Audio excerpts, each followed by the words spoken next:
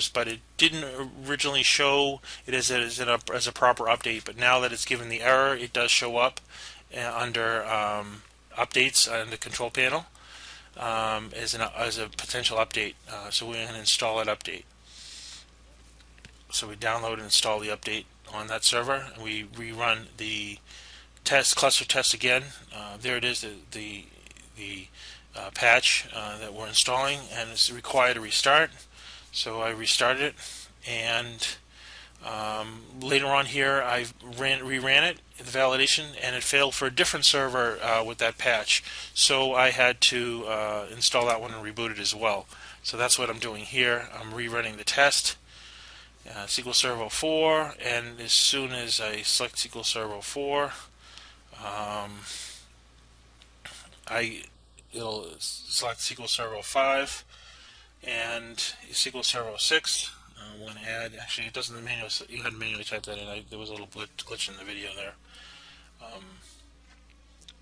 So we're running all the tests.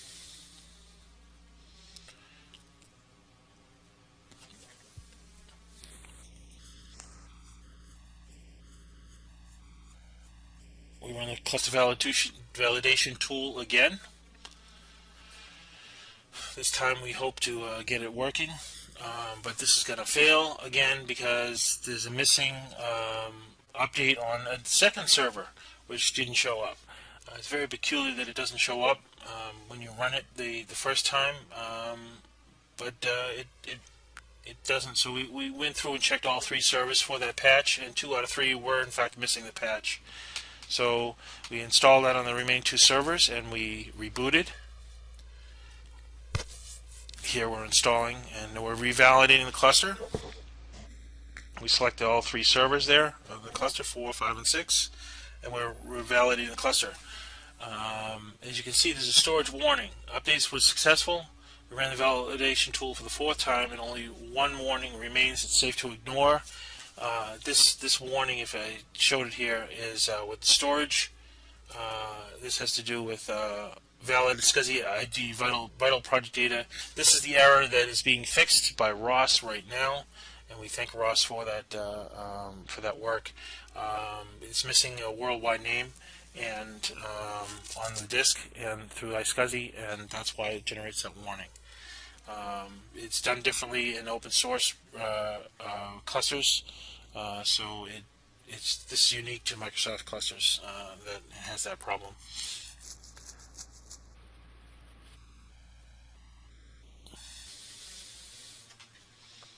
Now we're selecting the SQL servers, and here we go, just a moment here.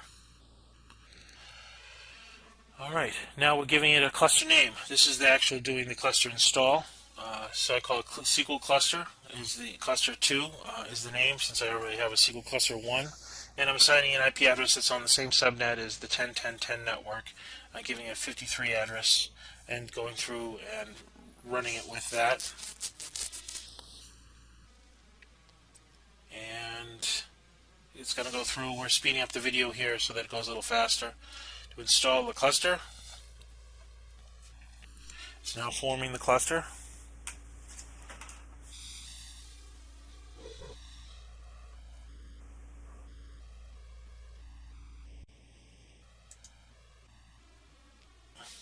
Installing Microsoft Cluster Server Cluster Part 3 of 3.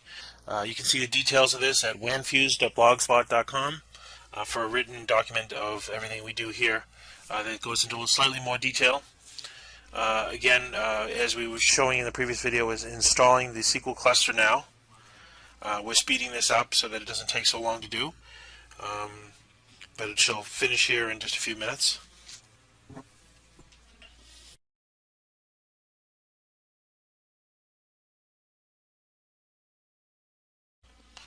Okay, we've created the cluster, and we're going to view the report and see what errors it gives us, if any, and hopefully we don't see any errors here. As we go down to the bottom there, it says the cluster was successfully created, finishing cluster creation. So we're all set. The cluster was created. The last thing we're going to do is install the distributed transaction coordinator service, which is not required, but is often used in conjunction with SQL Server.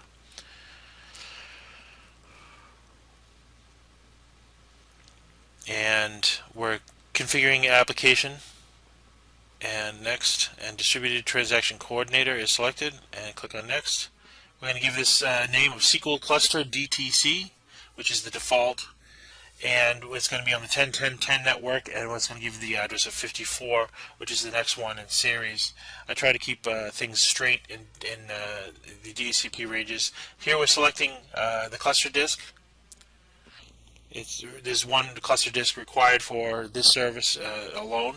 These cluster disks, which are done through iSCSI, as we showed earlier in the previous video, and I believe it was video 1, are only 10 gig apiece, which is more than sufficient for my needs here. And we're going to click on Finish. You could have clicked on View Report, but I know that it's running, so I didn't do that. As you can see, online is pending, and there it is. The MSDTC SQL cluster service is running. And we can move on to installing SQL Server into the cluster.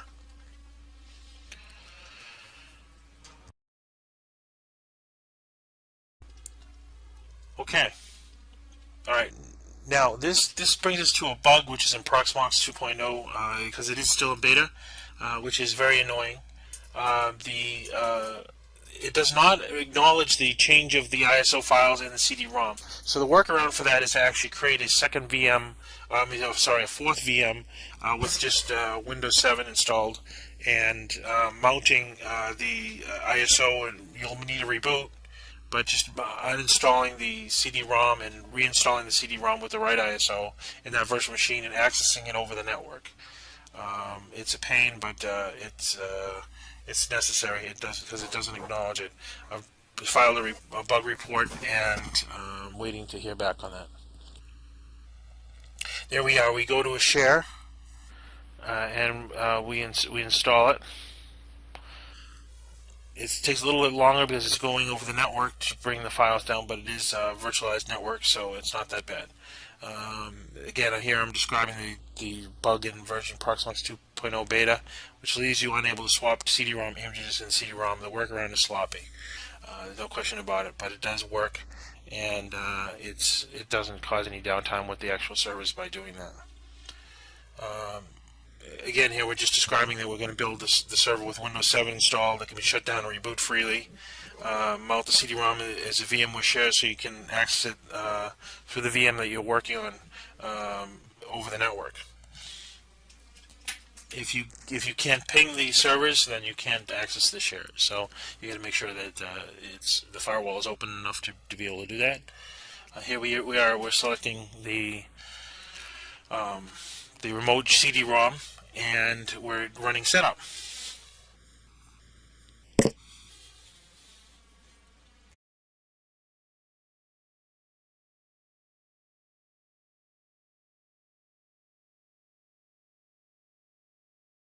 Yeah, SQL Server installation starts, and that's going to take a few moments. And we're going to go to planning and server configuration checker and run that configuration checker to make sure that it runs. As we can see here, we passed 15, failed 3 with warnings, warning 0.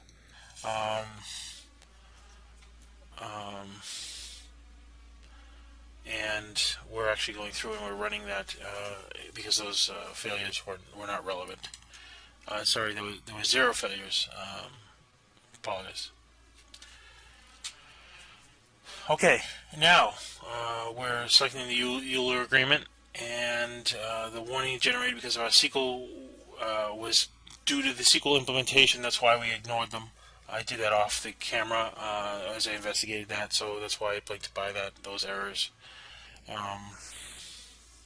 It's safe to ignore for now. The implementation of iSCSI through KVM and Proxmox, ZFS, and iSCSI is the fixes in the works for that problem. And I thank Ross for again for working so hard on that for me. Okay.